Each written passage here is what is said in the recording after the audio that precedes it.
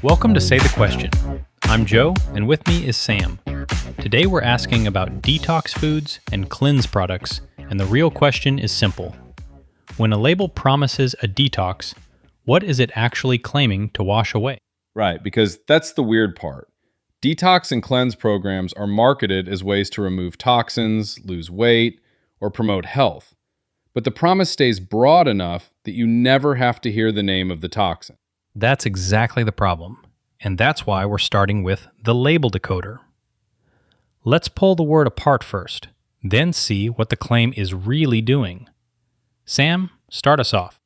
Okay, before we even get into whether any of these things do anything useful, I want to decode the word itself. Detox sounds specific, in the same way a hotel minibar sounds curated. It implies a whole story without ever telling you the setup. Yeah, and that story is usually doing most of the work. In wellness marketing, detox can mean juices, supplements, herbs, fasting, colon cleansing. Basically a whole grab bag of things sold as ways to remove toxins, lose weight, or promote health. So, am I overstating the mechanism part, or is that exactly the scammy little move here? Because the label sounds like a cause and effect claim, but it often behaves like a mood board for cleanliness. Nope, that's the right pressure point. A label can be broad or squishy. A real claim has to answer, at least in principle, what toxin is supposedly leaving, by what route, and with what result. If it can't do that, then it's less a claim than a vibe with a receipt printer. That's what bugs me. The word sounds like a mechanism, but it usually just means cleansy, pure, restart your life before lunch. It gets to borrow the authority of medicine without doing the annoying part where medicine names things. Right, and that's why it helps to separate the label from the claim. A label can be broad and still be mostly marketing. The claim is where you find out whether there's an actual target, an actual mechanism, or just a lot of soft language arranged to feel serious. So the product gets to sound like it has a job even when nobody wants to name the job.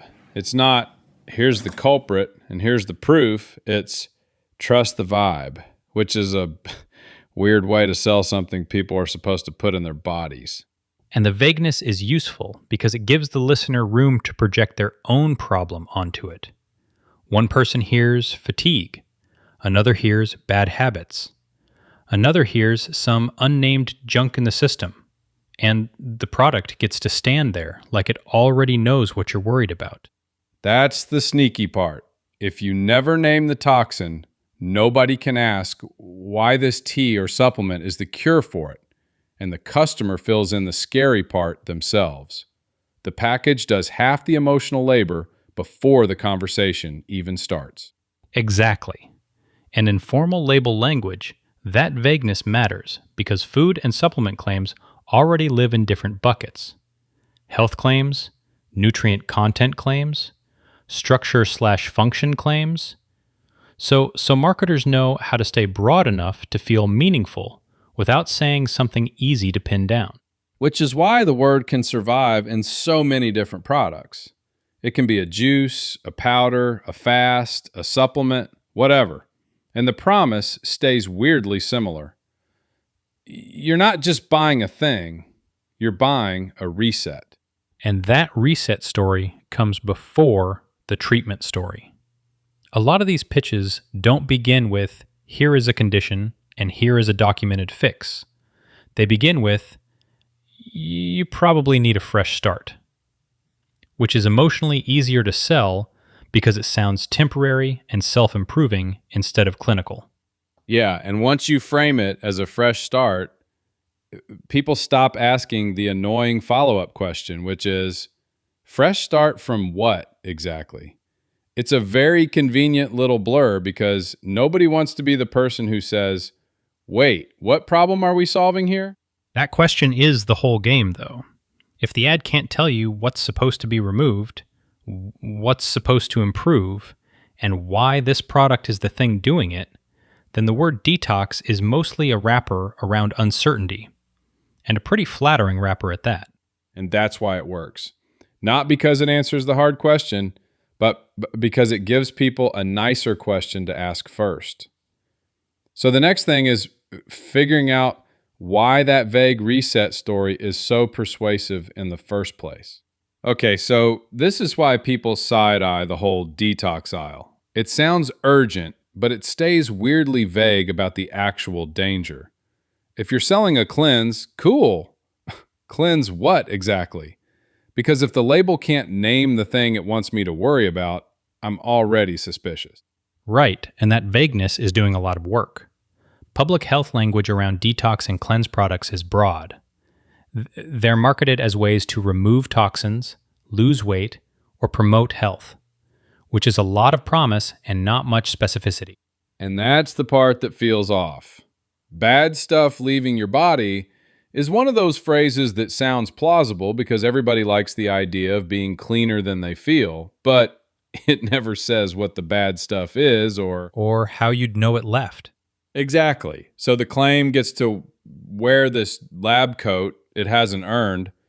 It borrows the emotional shape of a real problem, contamination, buildup, whatever, without having to say, here's the substance, here's the mechanism, here's the measurement. And that's why it can feel both harmless and kind of insulting. Harmless because on the surface, it's just tea, a powder, a bottle, some wellness routine.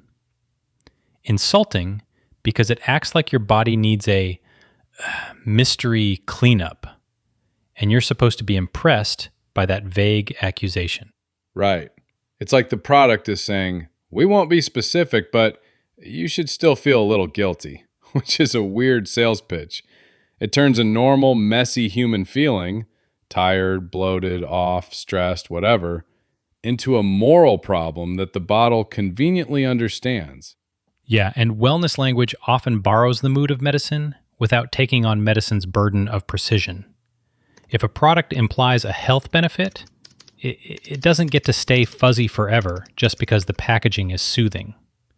The nicer the branding, the more you have to ask, what exactly is being claimed? So what's the fair version of the suspicion here, though? Because I don't want to pretend every person buying a detox drink is joining a cult of lemons and regret. Some people just want to reset after feeling lousy, and the language is clearly built to meet them there. That's the fair version. People are usually buying a reset story, not a literal toxin report. They feel bloated, tired, off, guilty, or just out of sync, and the product offers a clean narrative. Something bad is in there, and this will move it out. It doesn't have to prove much if the customer is already craving a reset. And that narrative is sneaky because it takes a real feeling and gives it a fake level of certainty. It's not, I want to feel better. It's, I know there must be junk in me, so give me the ritual that makes it sound handled. That little shift is doing a lot of persuasion. Exactly. And there are also concrete reasons some people get warier. The FDA has warned that some products with health claims can contain hidden ingredients or contaminants. And the FTC has challenged detox pack marketing when it drifted into unsupported weight loss and health claims. So the category isn't suspicious just because it sounds annoying. It's suspicious because the promise is broad, the mechanism is slippery, and the product can be hiding behind the fog. So the real problem is not just that detox sounds dumb. It's that the label gives you a feeling of a fix before it gives you anything testable to hang that feeling on. And once you notice that, you stop asking whether the vibe is comforting and start asking what the claim even is. Okay, but if we stop at the first instinct, the bad answer is pretty simple. Detox products are just snake oil. Full stop, no further thought required. Everybody feels morally superior and moves on. That version is satisfying because it gives you a clean villain. The problem is it also collapses a bunch of different claims into one bucket. And once you do that, you stop noticing what people actually think they're buying. Right, because the pitch usually isn't just buy this tea and enjoy your personality. It's more like remove toxins, cleanse yourself, reset your system, maybe lose weight, maybe feel better, maybe become a new person by breakfast. That's not subtle marketing. No, it isn't subtle.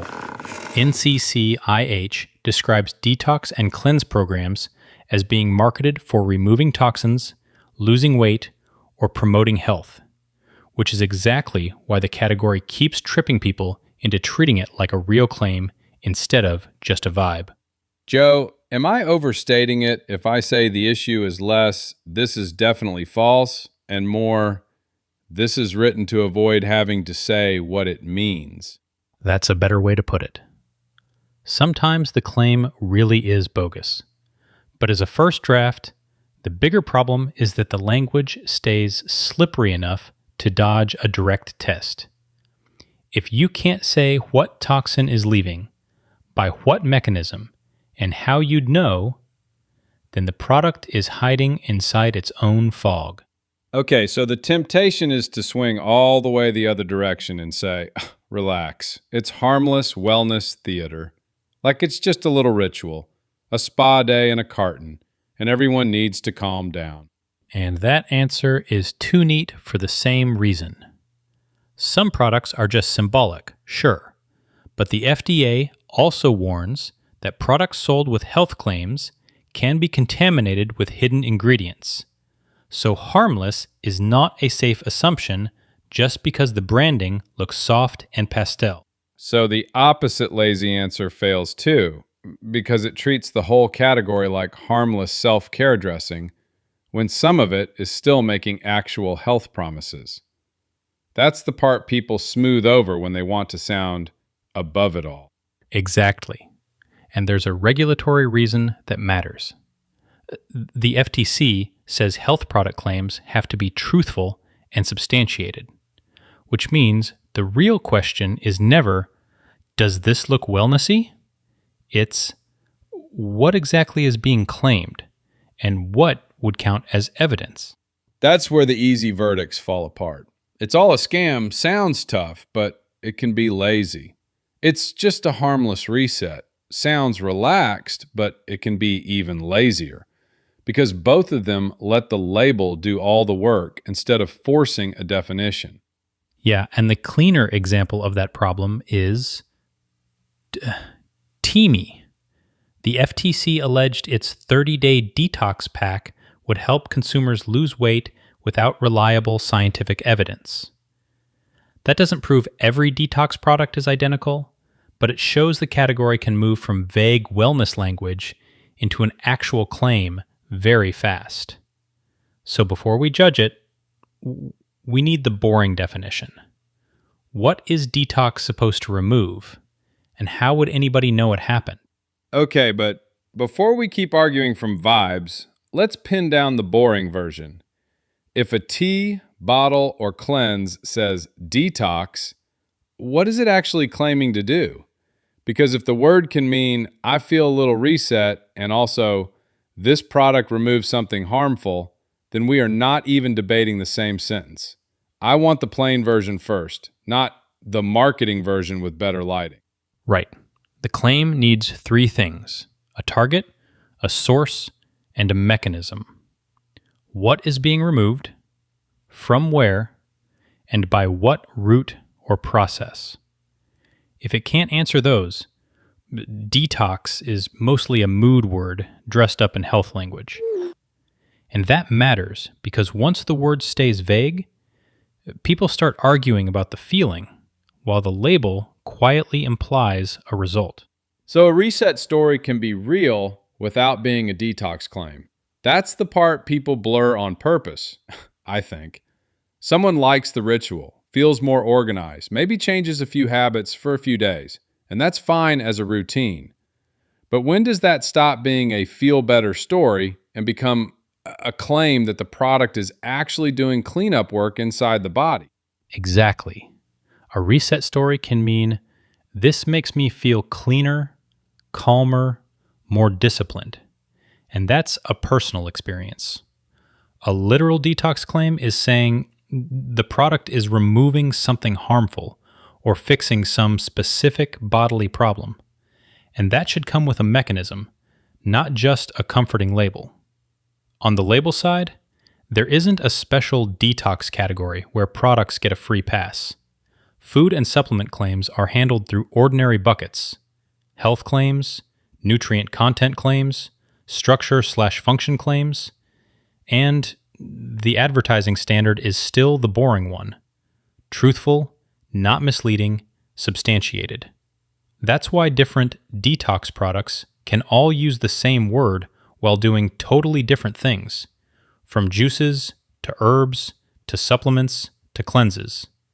The word is carrying the whole pitch, even when the actual product is just a routine people attach meaning to.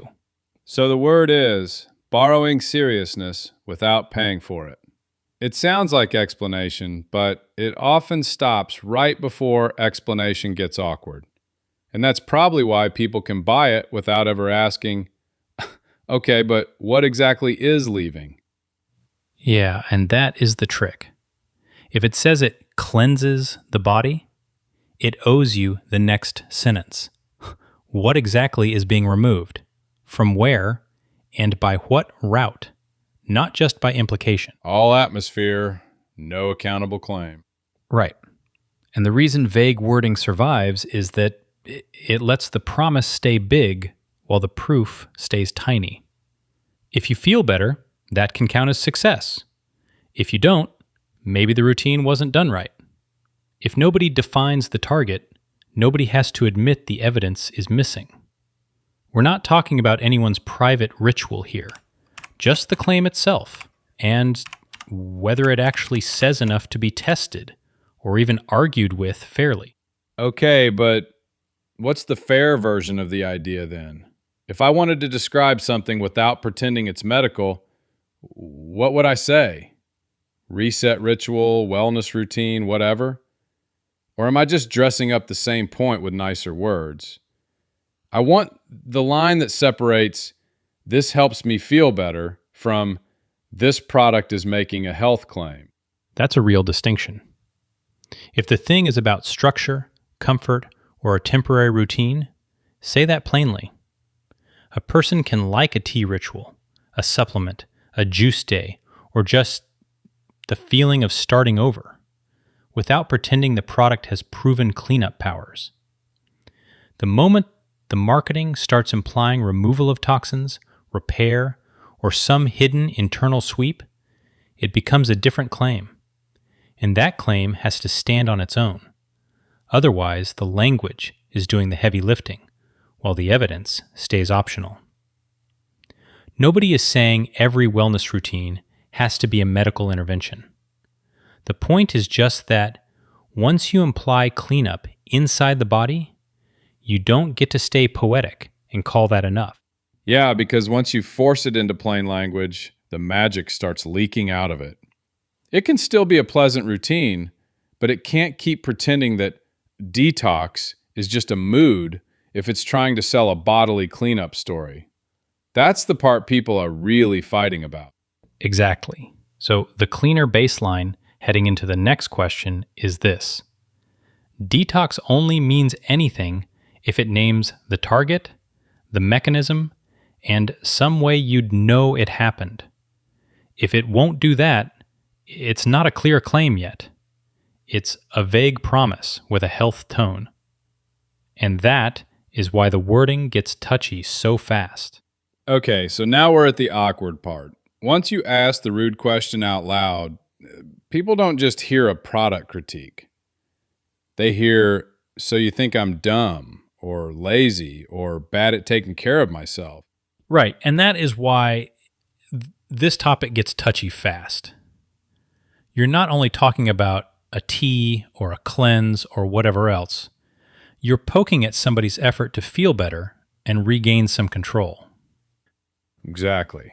The claim is flimsy, but the social meaning is not. If somebody bought into a detox thing, they may not be hearing product claim when you criticize it. They're hearing your attempt to get your life together was fake. And that is the pressure point. NCCIH basically notes that detox and cleanse programs are marketed for toxin removal, but also for weight loss and general health, which means the pitch is doing more than naming a substance. It's promising a broader reset.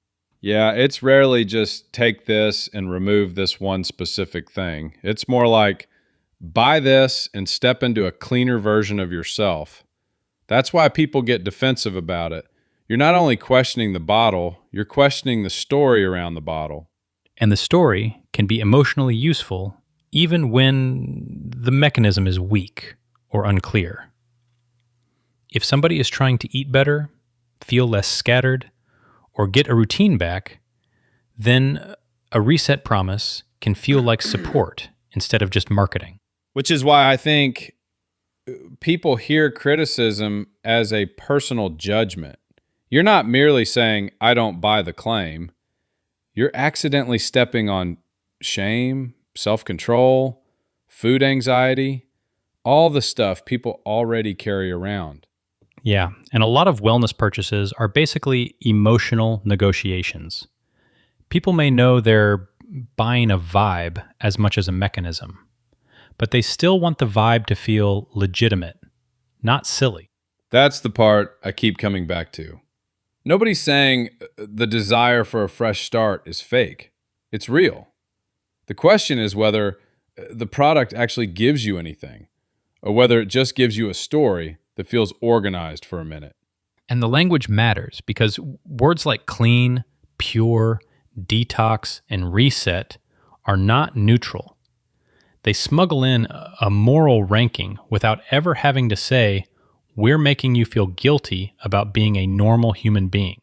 Right. That's the ugly little trick. It's not just this will help your body. It's this will help you stop feeling like you've been doing life wrong. I would soften that only a little. Not every buyer is thinking about morality in those terms. But the marketing can absolutely make the purchase feel like discipline instead of preference. And that changes how people defend it. Fair. If somebody says, I like the routine, or it makes me feel organized, that's a normal human answer. The trouble starts when the ad suggests some hidden cleanup is happening, and then acts offended when you ask what exactly is being cleaned up. And that's where the FTC background matters. Their basic rule is boring but important. Health product ads have to be truthful and not misleading. That matters because simple-sounding fixes are persuasive, especially when they promise a fast way back to control. Joe, am I overstating it if I say the real offense isn't even the bad science yet? It's that the claim asks people to accept a vague promise and then feel rude for wanting specifics. No, that's pretty close. Once you ask for specifics, you're no longer inside the comforting story. And some people experience that as you ruining their moment, rather than checking whether the claim exists at all. Which is why the conversation gets defensive. You're not just saying prove it, you're threatening the social value of the purchase. And sometimes that's the main thing the product was selling. And that's the cleanest way to say it. The emotional appeal can be real without the mechanism being real. People may honestly want a reset story, but that doesn't tell you whether the product has anything specific to do with detoxing. Right. So the taboo isn't really about toxins yet. It's about calling the bluff on a promise that does identity work. Next question is whether the market keeps rewarding that anyway. Okay, but before we keep talking about the vibe of it, what does this stuff actually look like in the wild?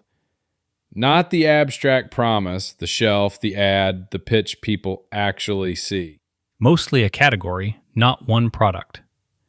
NCCIH lumps in fasting, juices, supplements, herbs, and colon cleansing, which is useful because it shows how elastic the label is. Detox is less a method than a marketing umbrella that can cover a bunch of different behaviors. So the first trick is just breadth. If the category can mean 5 different things, then nobody has to explain the one thing it is supposedly doing. Right, and that flexibility is part of why it survives. The label can slide around the moment you ask a hard question. If someone pushes on the mechanism, the seller can pivot to the feeling, the ritual, or the idea of a fresh start. Which is a nice way to say the claim is always trying to stay out of the room. It sounds specific enough to sell, but vague enough that you can't pin down what toxin is supposed to be leaving. And once you ask that question, the whole thing gets less mystical. A lot of the words do that work for them too. Cleanse, reset, flush, purify. Those are emotional verbs.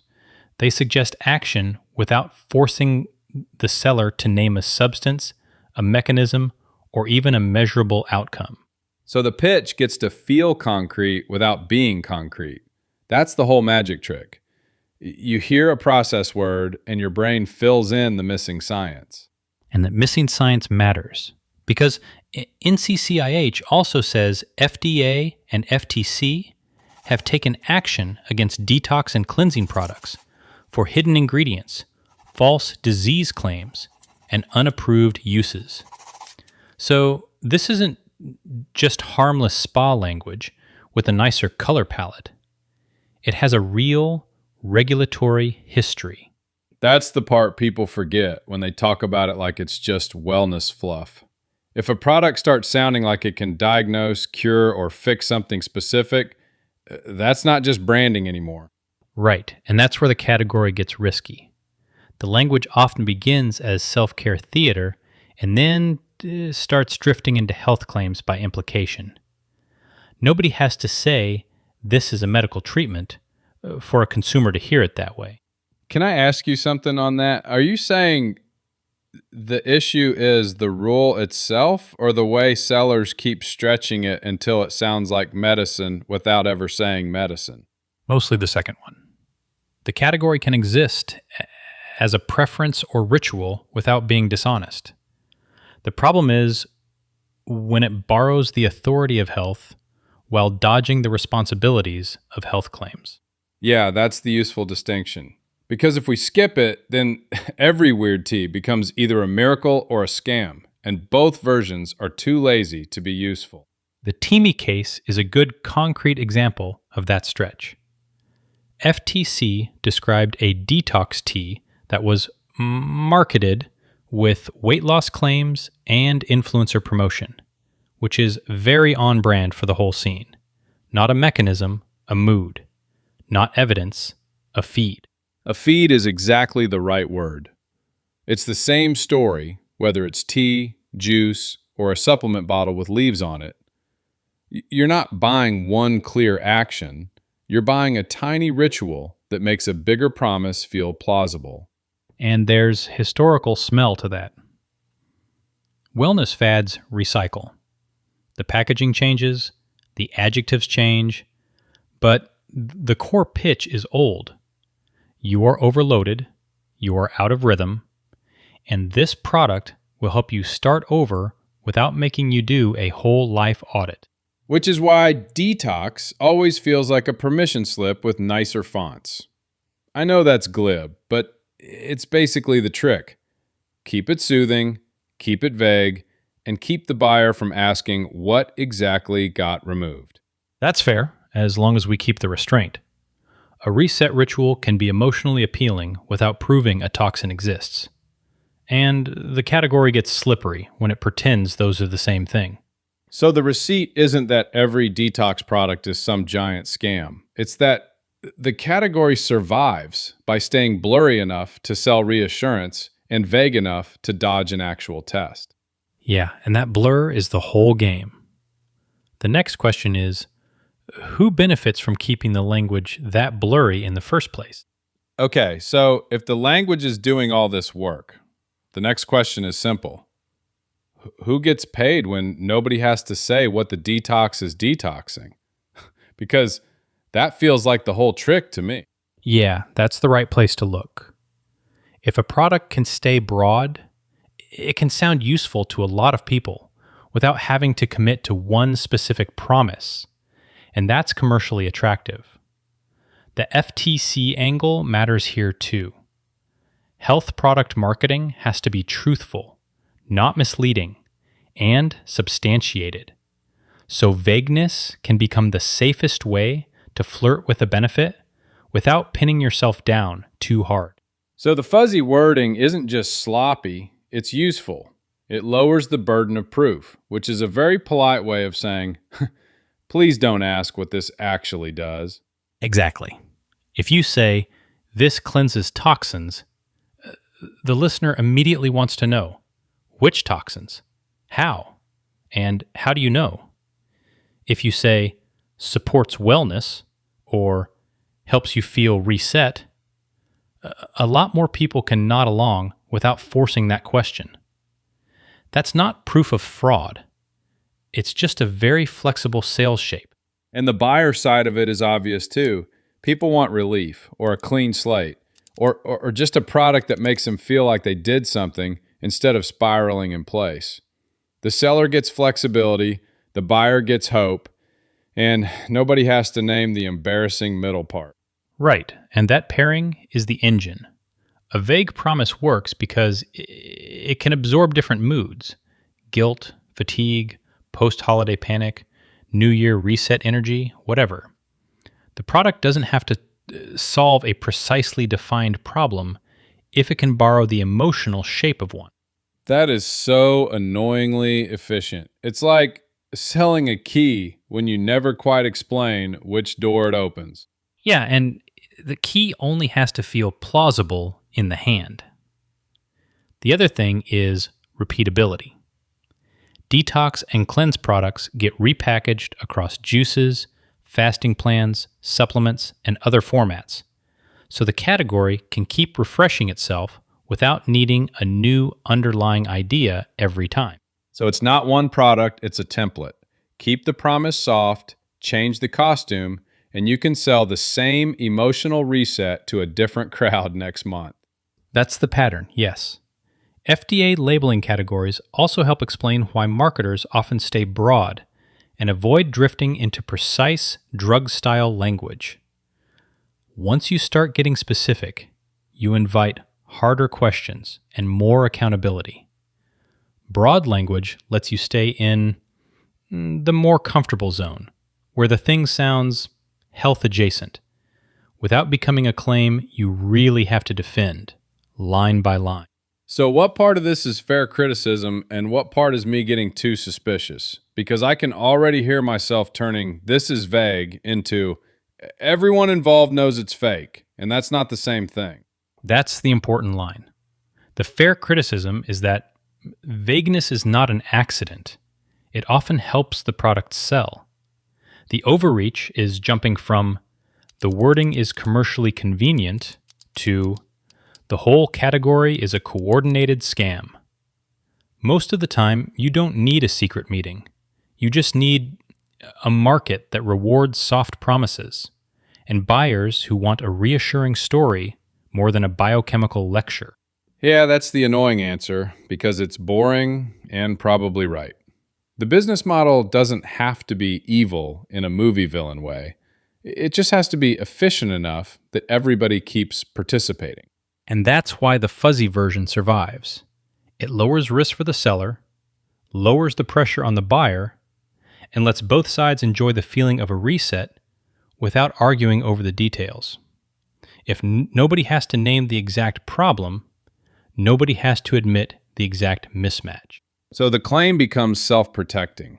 The less it says, the less it can be pinned down, and the easier it is for people to hear what they wanted in the first place. Exactly.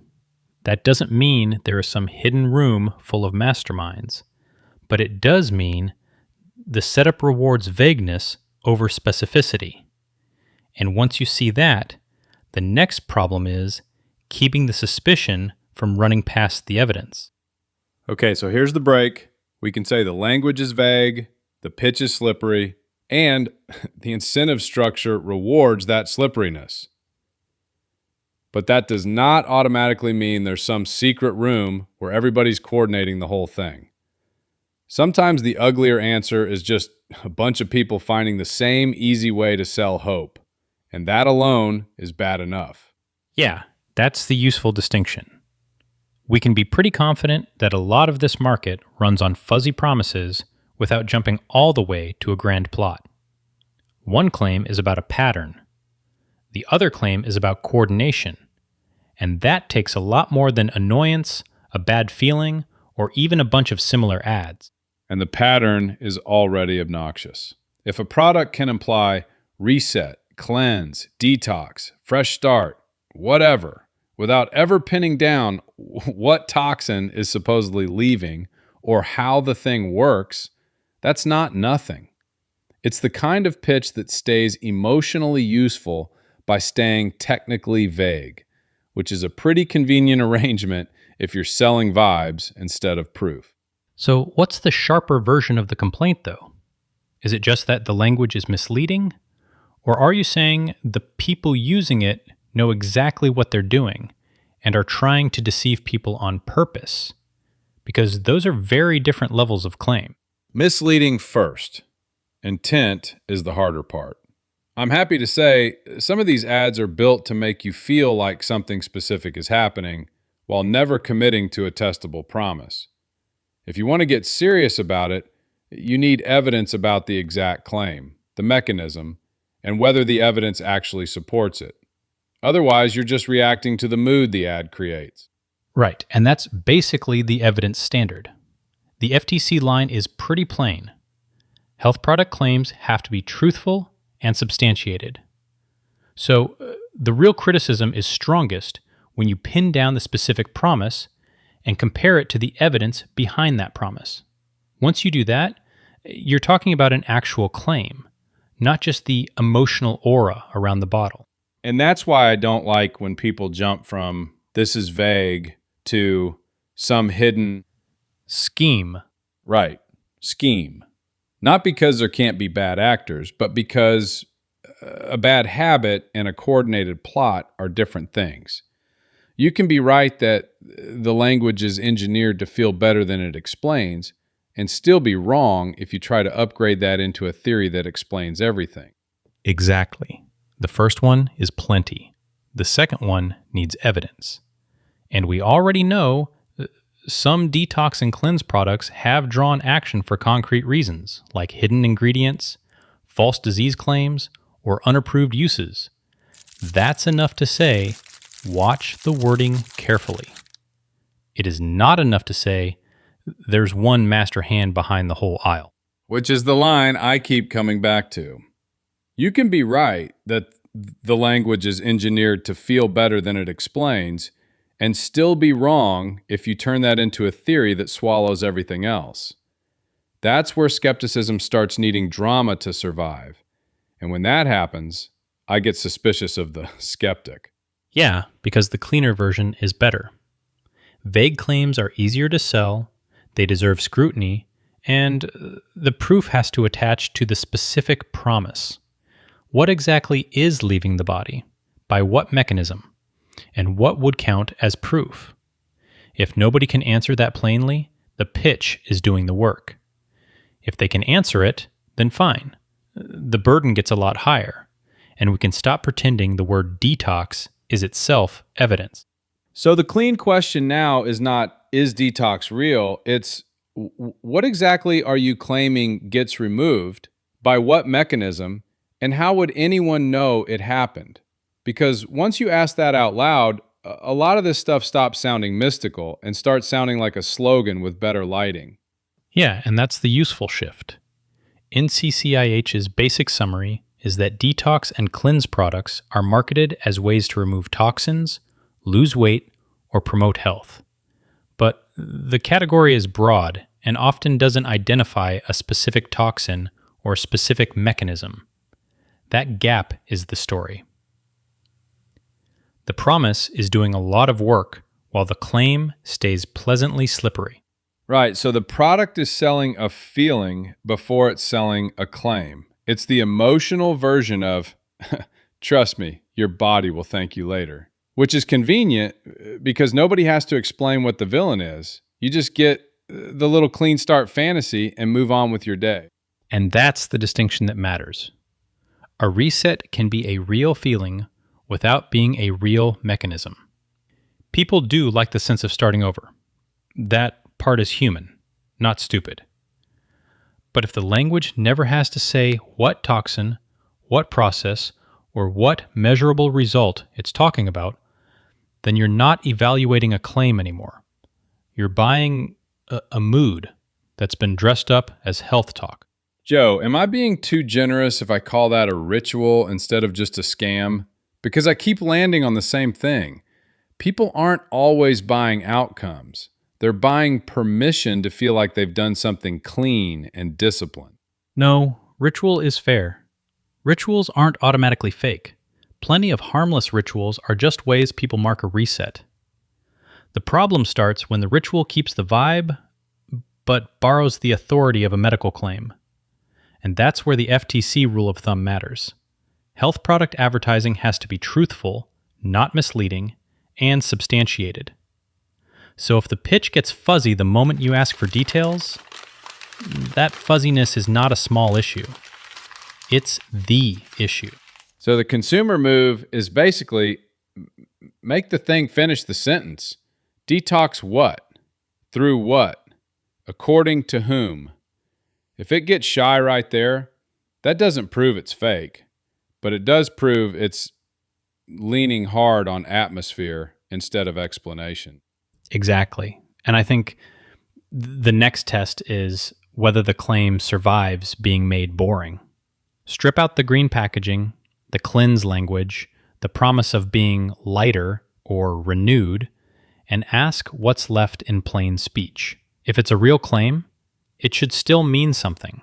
If you need all the branding to keep it alive, then you're not looking at a precise promise. You're looking at marketing shorthand. So is that actually deceptive or just annoyingly vague? Because those are not the same thing. I don't want to call everything a lie just because it's slippery. But I also don't want to pretend slippery language is harmless when it's clearly doing the selling. I'd split it like this.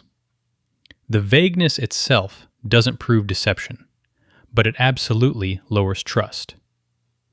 Once a product depends on a feeling of cleansing without naming the thing being cleansed, you should assume the pitch is more persuasive than precise until it proves otherwise. That's where the FDA-style label claim distinction helps too. Real claims have to live somewhere concrete, while detox often floats as shorthand. And if what's left is basically, this makes you feel like the better version of yourself, then fine, that's a feeling. People can want that without being idiots. It's just not the same thing as proving anything left your body, and it's not the same thing as a product making a concrete health claim. That's the clean landing. Wanting a reset is normal. Humans like resets. But wanting one does not make the pitch precise, and it definitely does not turn vague language into evidence. So the practical rule is translation, not cynicism. Ask what the product is actually claiming, and if nobody can say it plainly, treat it as a sales mood until the claim becomes concrete enough to test. Yeah, detox is often selling the relief of not having to name the culprit. That's the part worth noticing. Not every wellness thing is a scam, but if the whole pitch depends on staying vague about what's supposedly being removed, then you're not getting clarity. You're getting a very polished dodge. That wraps up today's question. We're glad you listened to Say the Question. Make sure you're following so you catch the next one tomorrow.